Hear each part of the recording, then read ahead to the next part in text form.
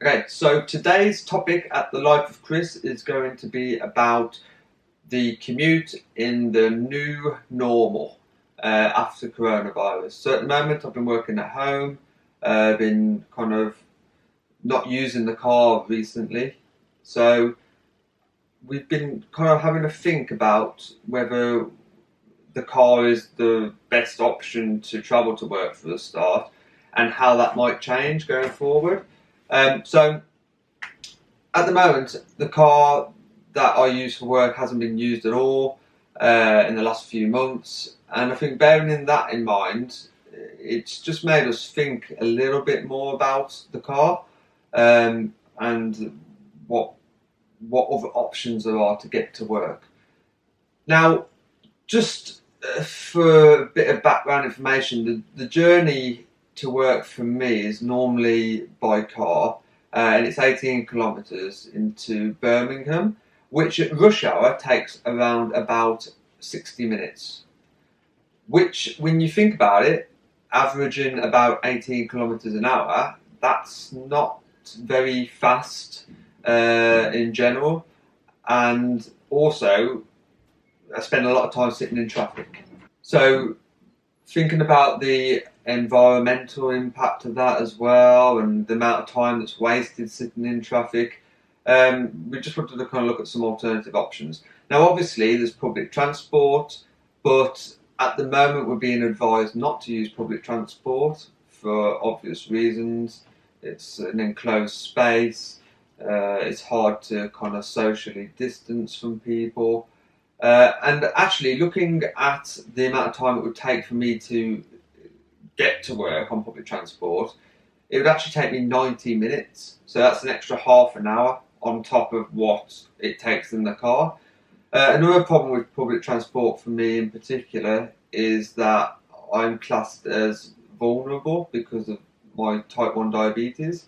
So I really want to try and avoid close contact indoors as much as possible. So public transport isn't really a good option. So after thinking about the car and then public transport, I started to think about cycling into work. So obviously I've kind of done cycling a few times into work, but the problem for me with cycling is that it's the distance, which is obviously 18 kilometres there, 18 kilometres back, but in between that, you also have a full day of work. And to be fair, I personally found it okay to do every now and again, but in terms of doing it every day, wasn't really a good thing, just from being too tired. So that experience wasn't the best in terms of using a traditional bike. However, as I said, the main issue really with the cycling for me is the fact that it is quite tiring, especially if you want to get there in a reasonable amount of time. So what I was looking for was something to kind of take what could take the strain out of the cycling part and actually make it more enjoyable to do every day. Um, Now, one thing we kind of looked at was then an e-bike. So basically, an electronic bike, which would kind of get rid of that issue. So basically, what we did was we just went and bought an e-bike to see how it would work.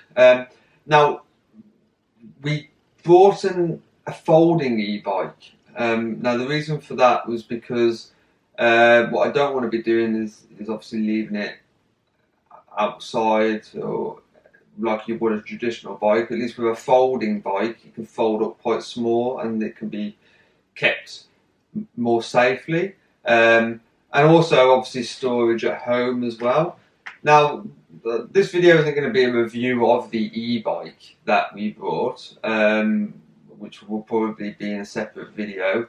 But just to kind of go over what I found, actually, it's quite surprising. So, obviously, I've ridden a few bikes before, but it was quite shocking, actually, how much easier it was to ride this e-bike.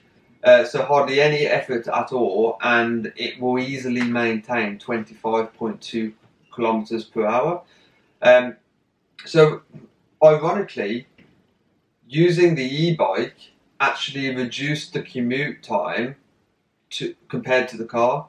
So travelling by the e-bike only takes 45 minutes to get into work, compared to the 60 minutes in the car. So, I know some people will say, cycling in is dangerous and it isn't safe. And there is a risk to cycling, as with anything else.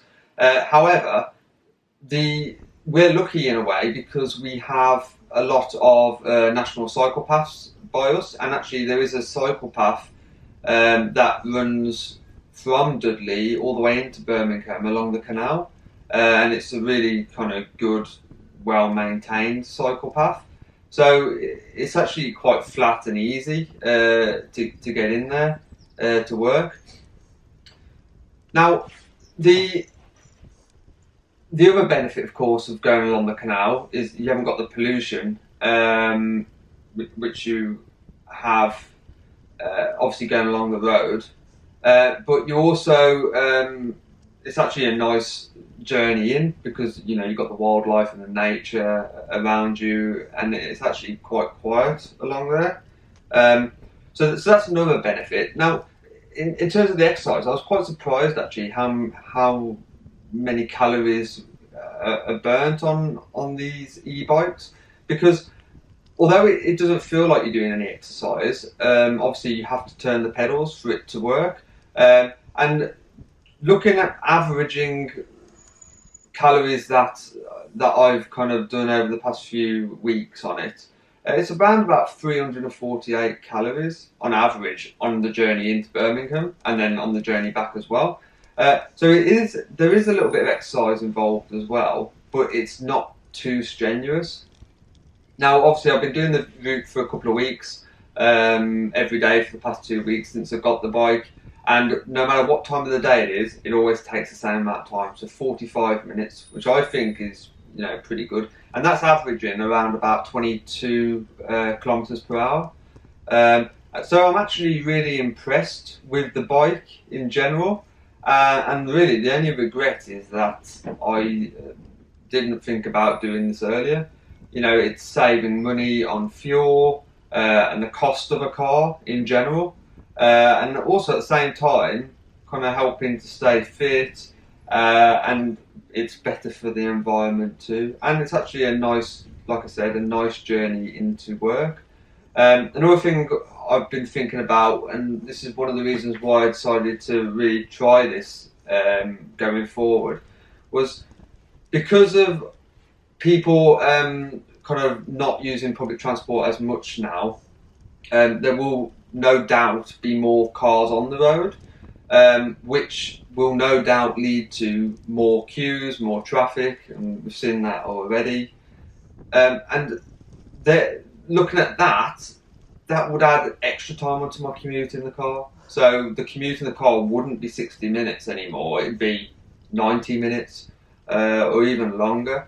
And the good thing about this bike is that it doesn't matter about the traffic, because the way I travel into work isn't on the road, and it's always going to take the same amount of time. But there's also other savings. So, for example, you've got fuel savings and parking alone, which, when I work out how much that costs me a month, it's about £80. So it's quite a big difference. Okay, so this video was really for anyone that's been thinking about changing the way they get around, whether that's to get to work or to go to the shops, or anywhere in general. If they've been contemplating changing that and maybe not using the car as much, I think generally people would be surprised at how easy e-bikes are. Especially if you're worried. If your main concern is the being tired when you get to your final destination, then e-bikes work and they kind of overcome that problem. The 36-kilometre round trip may sound a lot on a normal bike. However, on an e-bike, it's very manageable. And And like I say, I've been using it over the past 2 weeks now, travelling into Birmingham every day to kind of see how it is and try it out. And we're really kind of happy with it. So much so that we've actually got rid of the car. So now we just have one car. So, we're kind of sold on the idea, really. I mean, that's what this video is about, just to kind of like share some experiences in terms of looking at different ways of getting around. So that's the kind of new commute in the life of Chris. I mean, if you're interested in finding out a bit more about the bike, I will be creating a video with an overview of that in the next few days. But other than that, guys, thanks for taking the time to watch, and I'll catch you again soon.